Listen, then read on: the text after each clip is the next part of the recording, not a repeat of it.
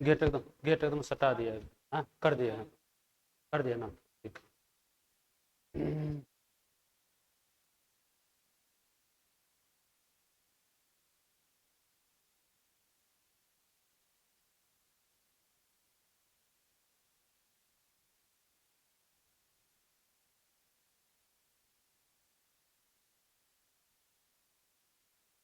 ये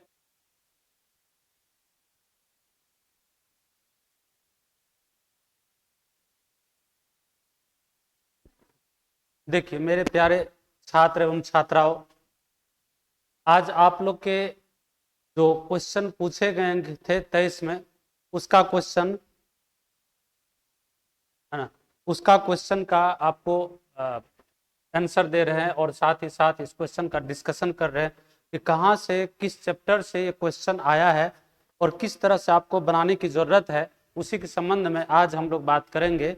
और हमको पूरा विश्वास है कि आप लोग पूरी तरह से सहयोग करेंगे इसको समझने में। कोई भी दिक्कत होगा तो आप कमेंट बॉक्स में ज़रूर आप मैसेज करें कि हाँ इस तरह की समस्या या अच्छा लगा खराब लगा जो भी लगा। और आप लोग क्या करेंगे, सब्सक्राइब कर लेंगे हमारे चैनल को, ताकि आपको जो क्वेश्चन आपका आते जाएगा तो उसमें आपको नोटिफिकेशन मिलते जाएगा।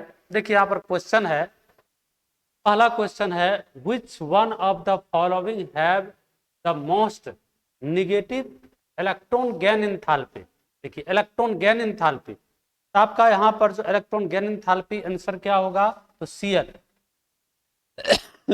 आंसर क्या होगा आपका Cl। देखिए ये क्या है, इसमें आपको जो आपका Cl है, हम लोग देखते हैं पूरा आवर्त सारणी में जितने भी तत्व, पीरियोडिक टेबल का क्वेश्चन है, पूरा आवर्त सारणी में जितने भी आपका तत्व है, उन तत्वों में सबसे अधिक विद्युत ऋणात्मक जो होता है ये होता है फ्लोरीन। लेकिन इलेक्ट्रॉन गेन जो एंथैल्पी है ये होता है किसका, तो क्लोरीन का होता है। इलेक्ट्रॉन गेन एंथैल्पी किसका होगा, तो सिर्फ और सिर्फ क्लोरीन का होता है। इलेक्ट्रॉन गेन एंथैल्पी किसका होगा, तो सिर्फ क्लोरीन का होगा। ठीक है, देखिए इसका वजह क्या होता है, जैसे फ्लोरीन है, क्लोरीन है, ब्रोमीन है और आयोडीन, ये चार जो हेलोजन एटम है, इन हेलोजन एटम में आप देखिए यहाँ पर इसका साइज छोटा होता है, इसका साइज सबसे छोटा होता है। और इसके बाद इसका साइज, इसमें 3 ऑर्बिट होता है, इस तरह से 3 ऑर्बिट है। तो क्या होगा, इलेक्ट्रॉन इलेक्ट्रॉन के बीच में रिपल्सन के कारण, जैसे फ्लोरीन में सबसे अधिक रिपल्सन होता है, फ्लोरीन में सबसे अधिक रिपल्सन होता है, इसी कारण से इसका इलेक्ट्रॉन गेन एंथैल्पी क्लोरीन से कम होता है। क्लोरीन में इलेक्ट्रॉन एंथैल्पी क्या होता है ना, कम होता है, किससे, क्लोरीन से। इसका वजह क्या है, इंटर इलेक्ट्रॉनिक रिपल्सन, इलेक्ट्रॉन और इलेक्ट्रॉन के बीच में रिपल्सन के कारण ऐसा होता है कि क्लोरीन का आपका इलेक्ट्रॉन गेन एंथैल्पी अधिक होता है। तो इसका सटीक आंसर, सही आंसर क्या है, तो बी है। इसी तरह से देखिए यहाँ पर क्वेश्चन को देखिए, कह रहा है क्या, निम्नलिखित में कौन सा डाटा वैज्ञानिक संकेतन में व्यक्त किया गया है, which of the following data is expressed in scientific notation. इसमें से कौन सा डाटा है जो आपका वैज्ञानिक संकेतन में लिखा गया है। तो आप देखिए, आप जानते हैं वैज्ञानिक संकेतन के बारे में, कोई भी संख्या को n इंटू 10 के पावर n के रूप में जब लिख देंगे तो ये कहलाता है वैज्ञानिक संकेतन, है ना। n इंटू 10 के पावर n के रूप में जब लिख देंगे तो ये कहलाता है वैज्ञानिक संकेतन। तो यहाँ पर देखिए ये भी वैज्ञानिक संकेतन है, ये भी वैज्ञानिक संकेतन है, लेकिन ये नहीं है, तो 2 है आंसर। तो क्या लिखा, मोर देन 1, तो यहाँ पर मोर देन 1 आंसर इसका सही होगा। और आप ये बात दिमाग में रखिए, कभी कभी ऐसा भी होता है, जैसे आप देखिए वैज्ञानिक संकेतन अगर लिखें 100 लिखते हैं, इसका मतलब 1 इंटू 10 टू द पावर 2 लिख देते हैं। अगर आप 1000 लिख दें, इसका मतलब 10 के पावर क्या हो जाएगा, तो 1 इंटू 10 के पावर हम लोग कह सकते हैं इसमें 1 इंटू 10 के पावर 3 कहेंगे, किसको, तो 1000 को, ऐसा है। या 256 है, मान लीजिए ऐसा लिखा हुआ, तो यहाँ पर पॉइंट है, इस पॉइंट को यहाँ पर लाना है ना। देखिए क्या है, राइट से लेफ्ट ले जाना है, तो 2.56 इंटू 10 टू द पावर कितना, तो 2 लिखेंगे। देखिए याद रखिएगा, राइट से अगर लेफ्ट ले जाएंगे पॉइंट को, तो यहाँ पर पावर जो है पॉजिटिव में लिखते हैं। लेकिन अगर मान लीजिए ऐसा लिखा हो, ऐसा लिखा हो, तो इस पॉइंट को राइट में ले जाएंगे, तो इसका मतलब क्या होता है, 2.5 इंटू 10 टू द पावर कितना लिखेंगे, -3। ये हो जाता है माइनस में और वो हो जाता है प्लस में। ठीक है, तो ये पावर को दिमाग में रखना है कि कौन और कहां पर कैसे हम लोग लिख पाते हैं। तो इसी को कहते हैं साइंटिफिक नोटेशन। इसको क्या कहते हैं? Scientific notation. चलिए अगला क्वेश्चन देखिए हम लोग का है, अगला क्वेश्चन है कि एन एटम यानी nitrogen atom has 3 unpaired electron, 3 unpaired electron because of, यानी किसके कारण से इसमें दिया जाता है अयुग्म इलेक्ट्रॉन 3 होने का कारण क्या है? तो देखिए कह रहा है क्या पॉली एक्सक्लूसिव प्रिंसिपल है, क्या एबॉव प्रिंसिपल है, क्या हुन्स रूल है, या मोर ऑफ वन। तो देखिए यहाँ पर जो पॉली एक्सक्लूजन प्रिंसिपल है इसी को आपने पढ़ा होगा N+L रूल भी कहते हैं। यहाँ पर इलेक्ट्रॉन को जो फिल करते हैं तो क्या होता है, तो ये N+L के वैल्यू के बढ़ते क्रम में लिखते हैं। एबव प्रिंसिपल में लिखते हैं एनर्जी के बढ़ते क्रम, इसमें एनर्जी के बढ़ते क्रम में है। लेकिन हुन्स रूल जो बताता है ये बताता है आपको किसी भी एटम के ऑर्बिट के ऑर्बिटल में इलेक्ट्रॉन को किस प्रकार से अरेंज किया जाता है। जैसे आप देखिए सिंपल तौर पर ये जो आपका लिखा गया ये रूल बताता है, जैसे आप लिखते हैं 1s2 2s2 और 2p3 इस तरह से लिखते हैं। तो हुन्स का कहना है ऐसा, हुन्स का कहना s में एक ऑर्बिटल, p में क्या होता है 3 ऑर्बिटल होता है। यहाँ पर देखिए 2 इलेक्ट्रॉन भरे, यहाँ भी 2 इलेक्ट्रॉन भरे, यहाँ पर पहले एक डायरेक्शन में इलेक्ट्रॉन भरते हैं तब दोबारा दूसरा इलेक्ट्रॉन भरते हैं, इस प्रकार से होता है। तो यहाँ पर हम लोग कहते हैं क्या जो है हुन्स का ये बताया गया थ्योरी है, इसलिए क्या हो हुन्स रूल के अनुसार इसमें इलेक्ट्रॉन को फिल किया जाता है। आंसर हो जाएगा क्या चीज सी। इसी प्रकार से देखिए क्वेश्चन है, कहता है क्या आपका which molecules contain both ionic and covalent bond, यानी इसमें कौन सा मॉलिक्यूल्स है जिसमें कोवैलेंट भी है और आयनिक बॉन्ड भी है। तो देखिए जो CH4 है यहाँ पर प्योर कोवैलेंट बॉन्ड है, इसमें आयनिक बॉन्ड नहीं है। यहाँ पर देखिए C2H2 है, इसमें भी प्योर कोवैलेंट बॉन्ड है, इसमें भी आयनिक बॉन्ड नहीं है। इसमें C2H4 है, तो C2H4 है तो आप लिख सकते हैं यहाँ को C डबल बॉन्ड C है, H है, H है, ये भी आपका क्या है प्योर कोवैलेंट बॉन्ड है, आयनिक बॉन्ड नहीं है। लेकिन यहाँ पर देखिए जो NH4 है इसमें क्या है इस प्रकार से इसका स्ट्रक्चर होगा NH यहाँ पर देखिए एक H ऐसे देता है, यहाँ पर ये प्लस है, यही प्लस के साथ ये माइनस आके जुड़ता है। तो मतलब क्या ये जो आपका एक कॉम्प्लेक्स का फॉर्मेशन करता है यह एक ऐसा मॉलिक्यूल्स है जिसमें कोवैलेंट के साथ साथ आयनिक बॉन्ड भी प्रेजेंट है। तो आपका सही आंसर क्या हो जाएगा सी, सही आंसर हो जाएगा सी। इसी प्रकार से देखिए आपका क्वेश्चन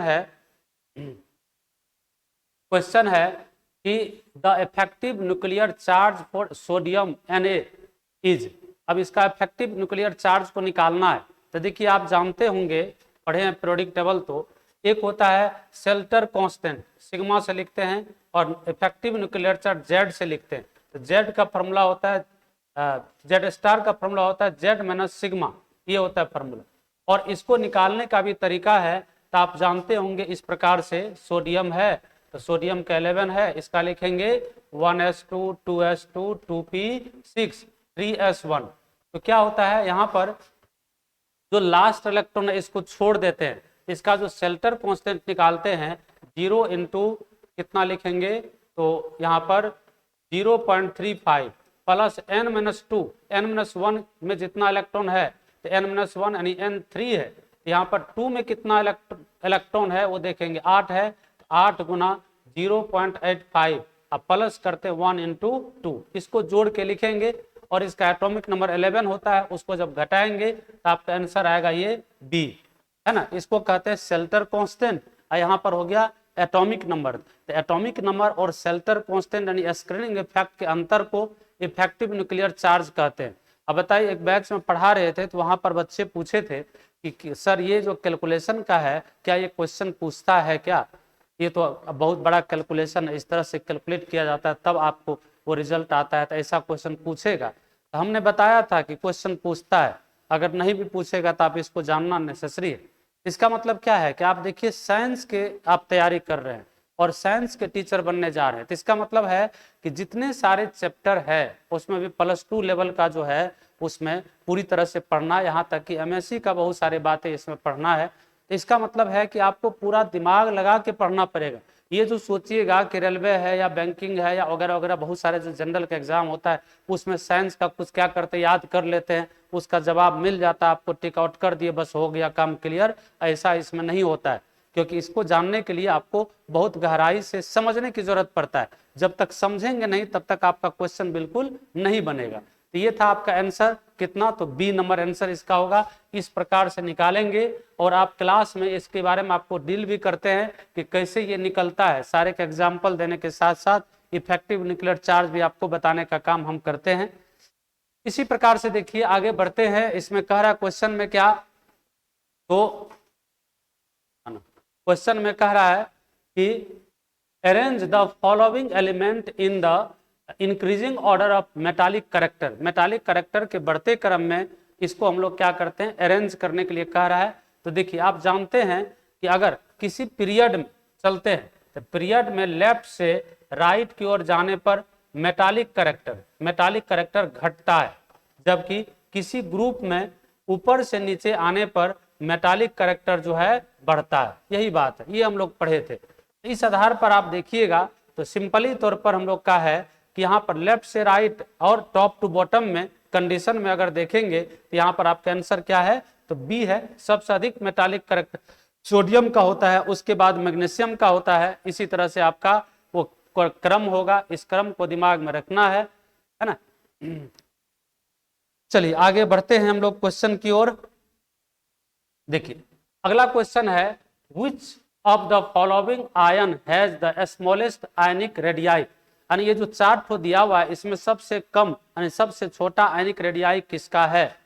तब देखिए सब में +2 है और हम लोग क्या पढ़े हैं, ये रेडियस जो होता है इनवर्सली प्रोपोर्शनल होता है पॉजिटिव चार्ज का।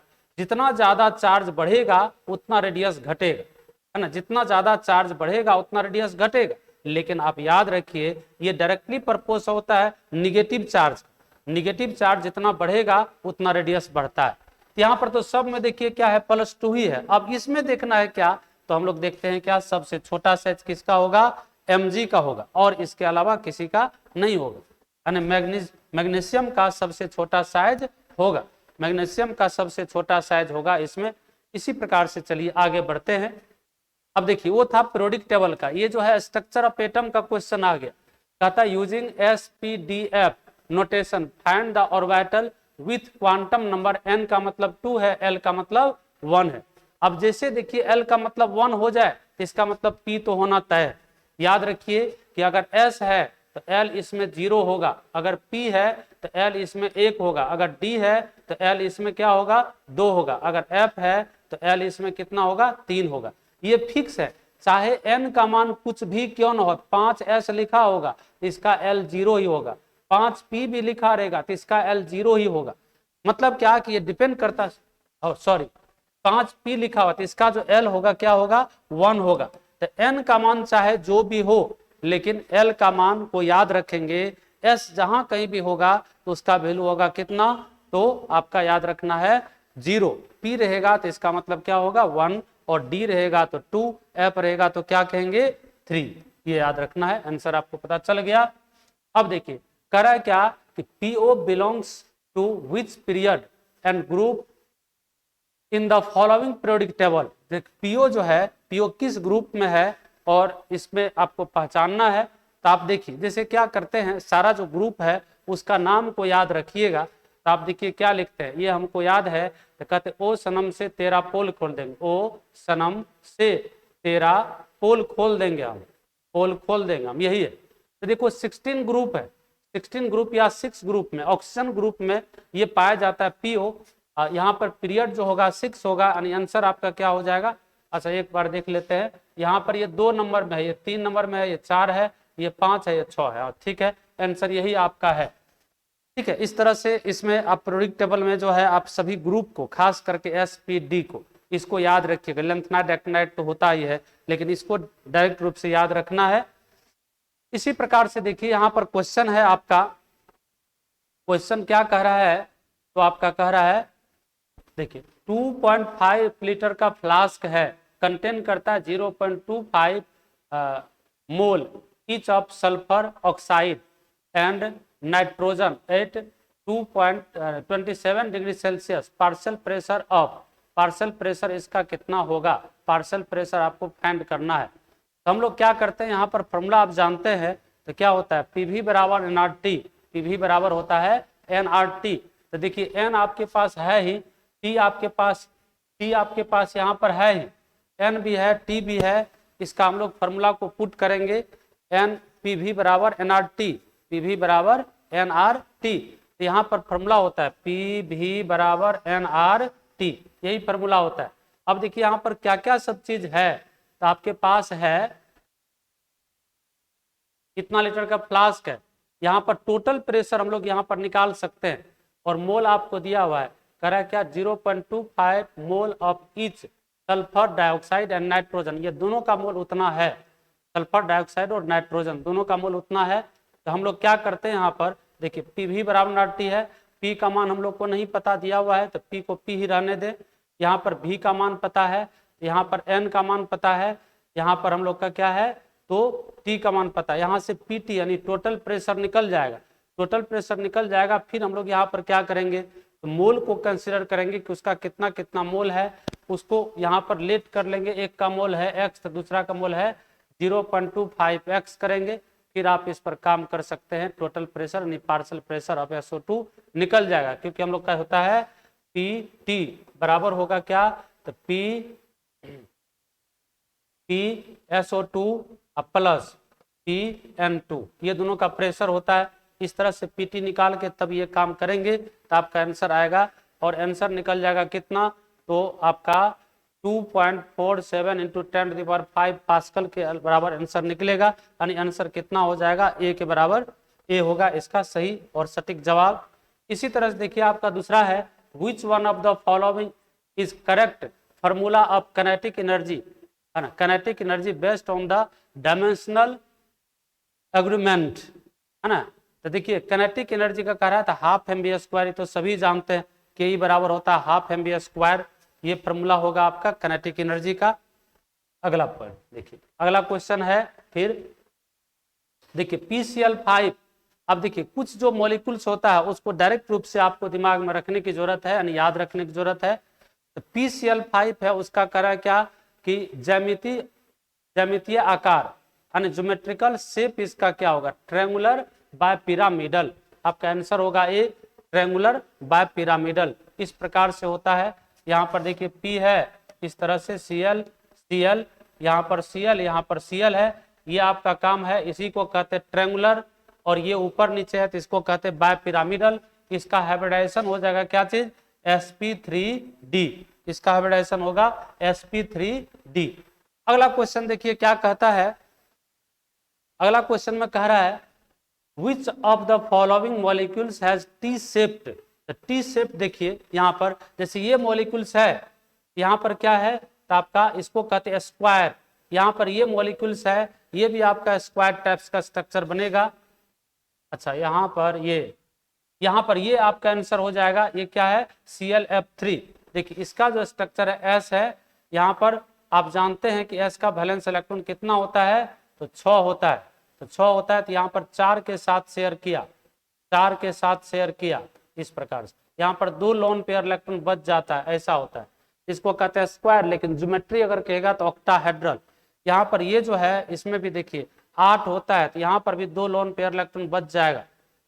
अच्छा एक minute, sorry for this, A number का देखिए पहले 6वें इलेक्ट्रॉन होता है, तो 6 इलेक्ट्रॉन होता है, तो एफ है, एक लोन पेयर यहाँ पर बच जाएगा, 4 2 6 है। ये जो है ना इसको कहते हैं सीसॉ स्ट्रक्चर, ये जो है ए नंबर इसको कहते हैं सीसॉ स्ट्रक्चर, ठीक है। यहाँ पर ये देखिए ये जो है ये हो जाएगा आपका स्क्वायर, ये हो जाएगा सीसॉ, ये हो जाएगा आपका स्क्वायर, ये आपका तो है ये टी शेप मतलब ऐसा ClF, यहाँ पर 2 लोन पेयर इलेक्ट्रॉन बच जाता है, इस प्रकार से होता है, ऐसा है ना। तो आंसर आपका क्या हो जाएगा बी, आंसर होगा बी, इस प्रकार से क्वेश्चन बनेगा। इसी तरह से देखिए आपको इसमें कह रहा है कि CO2 जो है उसके संरचना के समान किसका संरचना है, CO2 के तरह किसका संरचना है। तो CO2 में आप देखिए आइसोस्ट्रक्चर कह रहा है, तो CO2 में ऐसा स्ट्रक्चर होता है, ऐसा स्ट्रक्चर होता है। अब इसी तरह का देखना किसका होगा, तो आप देखिए एसिटिलीन का, एसिटिलीन का इसी प्रकार से होता है ऐसा, ये इसका मतलब इसका भी रैखिक होता है, लिनियर होता है, इसका भी लिनियर होता है, यानी दोनों का सेम आपका क्या होगा, तो स्ट्रक्चर होगा, इसलिए इसको कहते हैं आइसो स्ट्रक्चर, इसका नाम है आइसो स्ट्रक्चर। इसी प्रकार से देखिए अगला क्वेश्चन हम लोग देखें, देखिए इसमें कहता है which of the following is molecular solid, इसमें से कौन मॉलिक्यूलर सॉलिड है, तो ये देखिए कोवैलेंट सॉलिड होता है, ये आपका आयनिक सॉलिड है कैल्शियम फ्लोराइड, ये आपका मात्र ये मीथेन है जो आपका आता है किसमें, नॉन पोलर मॉलिक्यूलर सॉलिड में आएगा, यही आपका आंसर होगा।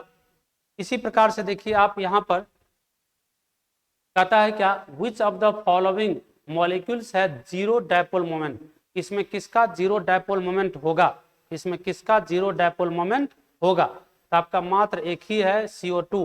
देखिए इसमें भी एक लोन पेयर इलेक्ट्रॉन बचता है, इसमें दो लोन पेयर इलेक्ट्रॉन बचता है, जबकि इसमें लोन पेयर इलेक्ट्रॉन नहीं है, कंप्लीट रूप से शेयर कर चुका है, मतलब जीरो डायपोल मोमेंट जो होगा किसका होगा, तो सिर्फ होगा आपका CO2 का, सिर्फ होगा CO2 का। इसी तरह से देखिए आगे बढ़ते हैं,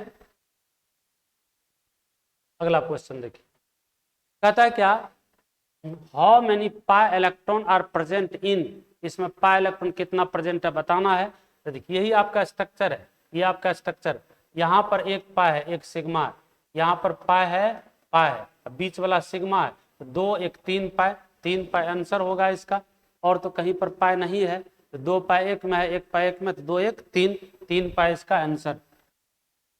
इसी प्रकार से देखिए कह रहा है क्या, रिपल्सन किसमें मैक्सिमम होता है, रिपल्सन इज मैक्सिमम इन, तो देखिए आप जानिए, देखिए इसमें किसमें आंसर है, जिसमें एलपी है उसी में सबसे अधिक रिपल्सन होगा, लोन पेयर किसमें है, लोन पेयर आपका किसमें है, तो आपका बी में, यही आपका सटीक जवाब होगा। देखिए सबसे अधिक रिपल्सन इसमें होता है, इसके बाद होगा एलपी बीपी में, और आपका सबसे कम होगा किसमें, बीपी में सबसे कम विकर्षण होता है, बीपी में सबसे कम विकर्षण होता है, बीपी में सबसे कम रिपल्सन होगा, ठीक है, बीपी में सबसे कम रिपल्सन होता है, ये बात को याद रखिएगा, बीपी में सबसे कम रिपल्सन होता है। चलिए अगला क्वेश्चन देखिए, अगला क्वेश्चन में कह रहा है क्या, which of the following molecule shows metamerism, metamerism का मतलब होता है सेम फंक्शनल ग्रुप, है ना, लेकिन डिफरेंट अरेंजमेंट ऑफ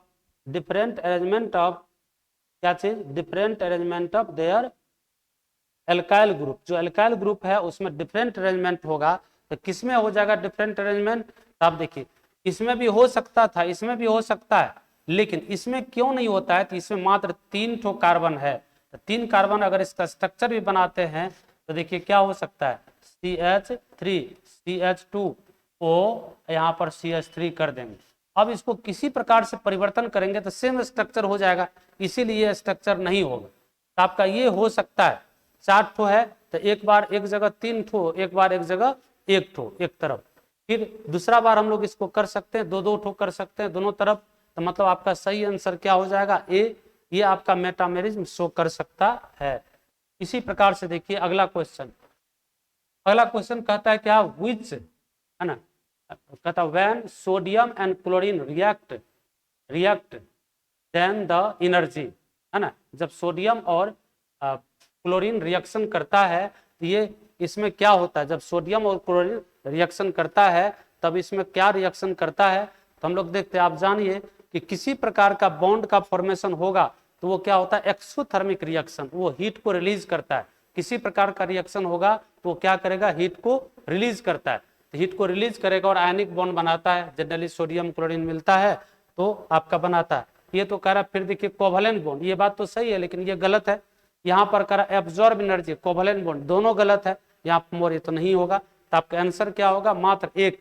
ये बात याद रखिएगा कि किसी प्रकार का बॉन्ड का फॉर्मेशन होता है लगभग 95%, 99% रिएक्शन हमेशा हीट क्या करेगा, रिलीज करता है, ऑलवेज हीट रिलीज करता है। फिर देखिए यहाँ पर क्वेश्चन आपके पास आ गया, तो कहता the vapour pressure of water, acetone and ethanol, इतना इतना और इतना, ये सभी का वेपर प्रेशर दिया हुआ है, तब कह रहा है क्या, which of the following has lowest boiling point, which of the following has lowest boiling point, इसमें सबसे लोवेस्ट बॉइलिंग पॉइंट किसका होगा, यही आपका क्वेश्चन है। तो देखिए ध्यान से देखिए कि सबका जो है वेपर प्रेशर कितना कितना है, उस पर देखिए ध्यान दीजिए। तो क्या कह रहा है, देखिए यहाँ पर देखिए आपका ये जो है आपका वाटर का है, ये H2O का है, ये जो है आपका एसीटोन का है, एसीटोन का है, और ये जो है आपका क्या है, तो आपका ये इथेनॉल का है, इथेनॉल का है। तब देखिए कह रहा वेपर प्रेशर, ये सब वैल्यू दिया हुआ है, इसमें सही जवाब देना है कि लोवेस्ट वेपर प्रेशर किसका है। तो देखिए सबसे अधिक सॉरी लोवेस्ट क्या चीज कर वेपर प्रेशर है ना, लोवेस्ट बॉइलिंग पॉइंट इसमें सबसे कम किसका है। तो देखिए आप याद रखिए कि इसमें देखिए सबसे अधिक वेपर प्रेशर किसका है, तो एसीटोन का है। मतलब ये बात याद रखिए, जो वेपर प्रेशर है इनवर्सली प्रोपोर्शनल होता है किसका, तो बीपी का, है ना, बीपी का बॉइलिंग पॉइंट का। जिसका ये अधिक होगा तो ये कम हो जाएगा। याद रखिएगा ये पॉइंट को, जिसका वेपर प्रेशर होगा क्या चीज अधिक, उसका बॉइलिंग पॉइंट क्या हो जाएगा, कम। जिसका वेपर प्रेशर अधिक बॉइलिंग पॉइंट कम होगा। तो आपका सही जवाब होगा क्या, एसीटोन। सही जवाब क्या कह देंगे, एसीटोन कहते हैं। इसी प्रकार से देखिए अगला क्वेश्चन है, अगला क्वेश्चन है जो आप पढ़िए, क्या कह रहा है आपका, कहता है a gas can be liquefy by the pressure only if its temperature is, है ना। तो कहता है क्या कि कौन सा गैस जो है वो लिक्विफाई होगा, तो याद रखिए क्रिटिकल टेम्परेचर से कम होगा तब वो क्या हो जाएगा, लिक्विफाई कर जाएगा वो गैस। इसी को हम लोग कहते हैं बॉयल टेम्परेचर भी कहते हैं। जब गैसेस स्टेट पढ़ते थे, क्रिटिकल टेम्परेचर से कम अगर हो जाएगा तब वो गैस क्या हो जाएगा, लिक्विफाई कर जाने, लिक्विड में परिवर्तित हो जाएगा। कोई भी गैस को जब हम लोग क्या करते हैं, लिक्विफाई करते हैं, तो वो क्या होगा, क्रिटिकल टेम्परेचर से कम होगा तब वो लिक्विफाई कर जाएगा। इसी प्रकार से देखिए अगला जो है कहता है क्या, इसमें which of the following reaction involve homogeneous equilibrium, इसमें कौन इक्विलिब्रियम है, कौन रिएक्शन है जो होमोजेनियस इक्विलिब्रियम है। अब देखो यहाँ पर होमोजेनियस जिसका फिजिकल स्टेट समान हो, यहाँ पर देखिए एक्वस है लेकिन ये क्या हो गया, सॉलिड है। यहाँ पर सॉलिड ये क्या है, गैस हो गया। तो ये दो तो नहीं होगा, तो आपका यही है गैसेस स्टेट में। तो ऐसा जो रिएक्शन होगा इसको कहते हैं होमोजेनियस इक्विलिब्रियम के नाम से जानते हैं। ये सब ये दोनों है हेट्रोजेनियस, ये है आपका होमोजेनियस इक्विलिब्रियम। इसी प्रकार से देखो ये जो आपका क्वेश्चन है ये आपके एनसीईआरटी का क्वेश्चन है। आप देखिएगा बुक को पलटिएगा तो वहां पर जीरो ऑर्डर रिएक्शन होगा, उसमें ये चीज है कि नाइट्रोजन अमोनिया का डिसोसिएशन और HI का डिसोसिएशन, दो तरह का डिसोसिएशन जो है आपका क्या है, तो जीरो ऑर्डर रिएक्शन है। तो ये आंसर होगा ये। इसी प्रकार से देखिए आपका अगला क्वेश्चन है, कहता which of the following statement is correct, इसमें कौन स्टेटमेंट करेक्ट होगा, यही आपको बताना है। इसमें कौन स्टेटमेंट आपका करेक्ट होगा, कौन स्टेटमेंट करेक्ट होगा। अब देखिए है ना, देखिए कहता equilibrium constant can be used for calculating the equilibrium concentration, ये बात बिल्कुल सही है। जो इक्विलिब्रियम कंसंट्रेशन को करते हैं डिवाइड, तब आपका इक्विलिब्रियम कांस्टेंट निकला। इसलिए फॉर्मूला लिखते हैं केसी बराबर प्रोडक्ट का कंसंट्रेशन इक्विलिब्रियम पर बटा रिएक्टेंट का कंसंट्रेशन इक्विलिब्रियम पर, ये होता है, ये आपका होता है। इसी तरह से देखिए दूसरा ऑप्शन कह रहा है ना, the direction of reaction can be predict by the using of equilibrium constant. अच्छा इक्विलिब्रियम कांस्टेंट क्या आपको उसके दिशा को निर्धारण करता है। फिर देखिए कहता the value of equilibrium constant is depend upon the initial concentration of reactant and product, initial पर डिपेंड नहीं करता है। मतलब ये दोनों हो सकता है, यानी मोर देन वन ऑप्शन होगा इसका सही जवाब। इसी प्रकार से देखिए अगला क्वेश्चन है जो सॉलिड स्टेट है, ब्रेड्स लॉ का फॉर्मूला होता है, ब्रेड्स लॉ का फॉर्मूला होता है। तो क्या होता है आपका n लैम्डा इंटू बराबर है 2d sin थीटा, n का मतलब नंबर हो गया कितना उसका लाइनिंग है, ये वेवलेंथ हो गया, d मतलब डिस्टेंस हो गया दो लाइन के बीच। इस प्रकार से जब हम लोग देखिएगा इस तरह से आपको डायग्राम मिलेगा देखने को ऐसा, इस तरह से ये दोनों के बीच का दूरी है, इसका ये नंबर है, संख्या है कितना, और ये वेवलेंथ है। यहीं पर आपका देखिए एंगल बनेगा, एंगल बनता है, यही आपका फॉर्मूला दिया गया था ब्रेज के अनुसार, है ना, जो सॉलिड स्टेट में आप पढ़ते हैं, ठोस अवस्था में इसके बारे में पढ़ते हैं। इसी प्रकार से देखिए यहाँ पर कह रहा है क्या, right the conjugate acid of following Bronsted base, right the conjugate acid from the following base. अब देखिए यहाँ पर हम लोग इसका कंसिडर करेंगे कंजुगेट बेस को। कंजुगेट बेस आपको निकालना है, तो देखिए बेस निकलता है कैसे, जब H+ को डोनेट करते हैं, यहाँ पर यही आपका आंसर होगा। इसका कंजुगेट बेस को रिप्रेजेंट करना है, ठीक है, NH3 है, फिर क्या है NH4+ है, ये है इसका कंजुगेट बेस। जैसे ये सब है, उसका सब में H को जोड़ देंगे, सब में H को जोड़ेंगे, सब में H को जोड़ देंगे तो जो बनेगा इस प्रकार से होगा। तो आंसर आपका ये है, कंजुगेट बेस ये है, उसका एसिड को बताना था तो वो एसिड बता दिए। युग्म अम्ल का है, H को जोड़ते चले जाएंगे, ठीक है, इस प्रकार से होता है। जैसे मान लीजिए हम लोग का है आपका ये NH3 होगा, NH3 में +H+ करते हैं तो बन जाएगा NH4+, ये बनेगा। जैसे HCOOH- है, +H+ करेंगे ये बन जाएगा HCOOH। इस प्रकार से हम लोग कर सकते हैं, ये निकलता है कंजुगेट एसिड, यानी बेस का कंजुगेट एसिड निकल जाता है। इसी प्रकार से देखिए यहाँ पर क्या है, ऑक्सीडेशन नंबर को डिटरमाइन करना है।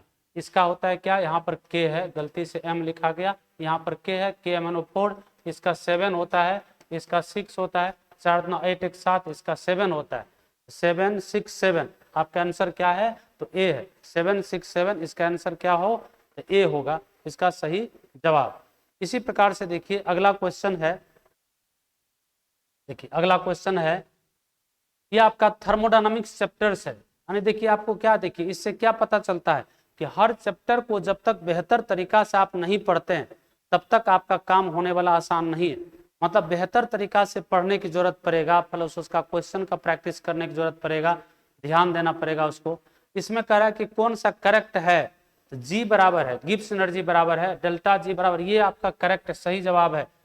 ये है गिब्स एनर्जी, ये इसको कहते हैं इंथैल्पी ऑफ रिएक्शन, ये T फॉर टेम्परेचर है, और ये क्या है, तो आपका इंट्रोपी कहलाता है। मतलब यही आपका सही जवाब है, ठीक है। अगला क्वेश्चन देखिए, अगला क्वेश्चन कह रहा है क्या, which of the following is not correct statement, इसमें कौन सही जवाब नहीं है, इसमें से कौन सही जवाब नहीं है। तब देखिए यहाँ पर क्या कहता है कि hydroxyl ion is Lewis base, है ना, hydroxyl ion is Lewis base सही है। यहाँ पे देखिए ये कह रहा है एसिड है, ये भी सही है। कह रहा है ए प्रोटिक एसिड, ये प्रोटोन इज लुईस बेस, यही गलत है, यही गलत है। इसको होना चाहिए था एसिड, तो ये भी सही हो जाता, लेकिन इसको कह रहा बेस है, तो यानी गलत है। अगला क्वेश्चन देखिए, अगला क्वेश्चन कहता है द इवेपोरेशन ऑफ वाटर, है ना, इंट्रोपी, इंट्रोपी, इंट्रोपी क्या होता है, घटता है, बढ़ता है, कोई चेंजिंग नहीं होता है, नहीं यही है, बढ़ेगा। याद रखिए जब H2O है सॉलिड और H2O लिक्विड बन जाए तो यहाँ पर लिक्विड ऐसे बनेगा, तो इंट्रोपी को S लिखते, ये बढ़ेगा, पॉजिटिव होगा। इसी तरह से H2S है, यानी ये लिक्विड है, और ये H2O वेपर बन जाएगा, वेपर, तो यहाँ पर इंट्रोपी क्या होगा, बढ़ेगा। लेकिन अगर H2O लिक्विड है और H2O सॉलिड बन जाए तो यहाँ पर इंट्रोपी क्या हो जाएगा, घटेगा। स्टेट के परिवर्तन होने पर आपका क्या होता है, इंट्रोपी डिक्रीज करता है या इंक्रीज कर सकता है। अगर सॉलिड से लिक्विड गया तो इंट्रोपी बढ़ेगा, ये बातें होता है। देखिए प्यारे बच्चों, ये क्वेश्चन देखिए, कहता degree of ionization of 0.1 m bromo acetic acid solution is इतना है, तो इसका पीएच मान कितना होगा। अब देखिए जैसे क्या आप जानते हैं, इसका जो क्वेश्चन अब ऑपरेट करेंगे तो किस प्रकार कर सकते हैं, तो देखिए यहाँ पर डिग्री ऑफ डिसोसिएशन दिया हुआ है, मतलब क्या, ये m दिया हुआ है और डिग्री ऑफ डिसोसिएशन दिया हुआ है। तो हम लोग क्या जानते हैं, देखिए कोई भी एसिड होगा, एसिड को आप तोड़ेंगे तो किस प्रकार बनेगा, तो यहाँ पर H+ होगा, प्लस क्या हो जाएगा, A- होगा, इस प्रकार से होता है। इसका देखिए कंसंट्रेशन दिया हुआ है 0.1 इसका 0 0 होगा उस वक्त, इसको घटाएंगे 0.1 अल्फा, ये होगा 0.1 अल्फा, ये भी होगा 0.1 अल्फा। अब देखिए 0.1 अल्फा को इसमें से घटा देंगे, यहाँ पर 0.1 अल्फा, ये भी 0.1 अल्फा। अब यहाँ पर यही तो h के बराबर है, तो हम लोग क्या करेंगे यहाँ पर, तो 0.1 इंटू अल्फा का मान दिया हुआ डिग्री ऑफ डिसोसिएशन 0.132, यही है, इसको मल्टीप्लाई कर लेंगे तो इसको लिख सकते हैं कितना, देखिए इसको लिखेंगे 0.0132, इसको साइंटिफिक नोटेशन में ले आइए तो क्या हो जाएगा 1.32 इंटू 10⁻⁻², ये आपका साइंटिफिक नोटेशन है। फिर इसका लॉग वैल्यू आपको देखना होगा, लॉग वैल्यू जब देखेंगे, लॉग का फॉर्मूला होता है पीएच का, पीएच बराबर होता है -log H+, ऐसा वैल्यू होगा। अब H+ के जगह पर उसका वैल्यू रख देंगे, लगभग अप्रोक्सीमेट जो हो जाएगा आपका आंसर आएगा, ये बी नंबर आंसर आएगा। ये फॉर्मूला है जिससे आपको क्या करते हैं, तो आप निकालते उस वैल्यू को। अब देखिए क्या होता है कि कोई भी कॉम्पिटिटिव एग्जाम में जब तक आप सटीक और सही जवाब नहीं देते हैं, सही तरह से नहीं बनाते हैं, तो आपका क्वेश्चन आसानी से नहीं बनेगा या हो सकता है कि गलत हो जाए। इसलिए आप क्या करेंगे, बिल्कुल ध्यानपूर्वक पहले बनाने का काम करेंगे, आराम से समझने का काम करेंगे और समझ के आप देखिएगा कि जो आपका ये जनरल एग्जाम नहीं है, ये टीचर का एग्जाम है। तो इसका मतलब क्या है, यहाँ पर आपको हर चीज समझने की जरूरत पड़ेगा, हर एक क्वेश्चन को, हर चैप्टर को गहराई से पढ़ने की जरूरत पड़ेगा। ये जो सोचिएगा ऊपर ऊपर चलो पढ़ लेंगे किसी तरह से बस हो गया काम, ऐसा बिल्कुल नहीं होने जा रहा है। इसलिए आप क्या करेंगे, ध्यान पूर्वक आप पढ़ने के बाद आप उसको क्वेश्चन में टिक आउट करेंगे। देखिए इसमें कह रहा है क्या, which compound is insoluble in water. देखिए ये भी सोलेबल होता है, ये भी होता है, यानी ये आपका सोलेबल नहीं है। ये सब तो डायरेक्ट पॉइंट हो गया, जैसे जनरल एग्जाम पूछता है उस तरह का क्वेश्चन है कि बेरियम सल्फेट जो होता है ये आपका पानी में सोलेबल होता है, जबकि बेरियम क्लोराइड क्या होता है, इनसोलेबल होता है। बेरियम क्लोराइड क्या होगा, इनसोलेबल होगा वाटर में। चलिए अगला क्वेश्चन है, कहता चूज द करेक्ट स्टेटमेंट। कहता क्या, the colour of the indicator is in between that the corresponding acid and its anion। फिर methyl orange is red colour acidic region and yellow in alkaline region. Methyl orange is acidic indicate, यानी आपका यही answer है। यही आप क्या करता, methyl orange red colour करता है एसिड में और येलो कलर करता है किसमें, एल्कलाइन। और एक आप सुने होंगे लिथमस पेपर, तो वहां पर भी क्या करता है, रेड और ब्लू कर देता है। इसी प्रकार से देखिए अगला क्वेश्चन, कहता which of the following has lowest boiling point. इसमें किसका लोवेस्ट बॉइलिंग पॉइंट है, which of the following has lowest boiling point, यानी सबसे कम बॉइलिंग पॉइंट इसका किसका है, सबसे कम बॉइलिंग पॉइंट इसमें किसका है। तो देखिए आप जानते हैं सबसे अधिक यहाँ पर H2O का है और सबसे कम जो होगा ये क्या होगा, लोएस्ट बॉइलिंग पॉइंट इसका होगा H2S का। सबसे कम इसका बॉइलिंग पॉइंट होता है क्योंकि गैसेस स्टेट में पाया जाता है। इसमें कुछ मेटालिक करेक्टर होने की, क्योंकि बॉटम साइड में है तो मेटालिक करेक्टर होने के कारण उसका थोड़ा सा ज्यादा होगा, उसके कंपेयर में कम होता है लेकिन ज्यादा होता है। लेकिन सबसे कम होगा किसका, तो ये एक अरेंजमेंट के अनुसार इसको अरेंज करेंगे तो आपका क्या होगा, बी नंबर आंसर होगा। तो देखिए प्यारे बच्चों, आज हमने 35 क्वेश्चन तक का आपको डिस्कशन कराया और इसी तरह से आपको लगभग अल्टरनेट में या रेगुलर भी हो सकता है, ये आपको मिलता रहेगा। टोटल जितना भी क्वेश्चन उसका डिस्कशन कराएंगे, प्लस हम ऑफलाइन क्लास भी चला रहे हैं पीजीटी टीजीटी का, तो उसमें आपका मोस्ट वेलकम है। वहां पर आने पर आपको क्या होगा कि और भी बेहतर तरीका से आपका जानकारी मिलेगा। हर एक क्वेश्चन का टेस्ट होगा, हर चैप्टर का टेस्ट होगा, किस तरह का क्वेश्चन होगा, वो सारी बातें हम लोग करेंगे। तो आज यहीं तक है और इसको आप लोग बनाइएगा, देखिएगा। कोई भी तरह का दिक्कत होगा तो उसको जोड़ आप बताने का प्रयास करेंगे हमको कमेंट बॉक्स में। आज यहीं